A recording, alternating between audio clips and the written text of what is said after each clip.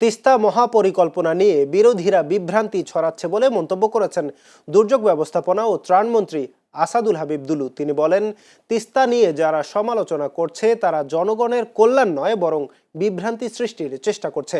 সোমবার লালমনিরহাটের রাজপুর ইউনিয়নের চীনাতলি স্কুল মাঠে বিদ্যানন্দ ফাউন্ডেশন আয়োজিত তিস্তা পারের ভালোবাসার বাজার উদ্বোধন শেষে সাংবাদিকদের তিনি এসব কথা বলেন। মন্ত্রী আরো বলেন, প্রধানমন্ত্রী যেভাবে পদ্মা সেতুর ঘোষণা দিয়েছিলেন ঠিক তেমনি তিস্তা মহাপরিকল্পনাও বাস্তবায়ন করা হবে।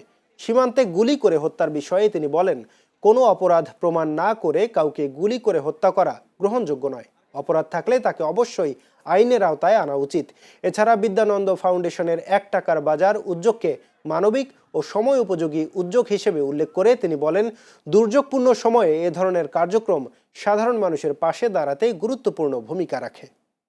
তিস্তা হচ্ছে আমাদের মহাপরিকল্পনা। এটা নিয়ে আমি আন্দোলন করেছি 2 কোটি মানুষকে নিয়ে। আমাদের মাননীয় প্রধানমন্ত্রী দায়িত্বহীন কণ্ঠে সেদিনও ঘোষণা করেছেন যে আমরা পদ্মা ব্যারাজ যেমন করব, আমরা তিস্তা মহাপরিকল্পনা বাস্তবায়ন করব। যারা এটা বলে তারা কোনো ভালো কাজকে ভালোভাবে কোনো সময় দেখতে পায়নি।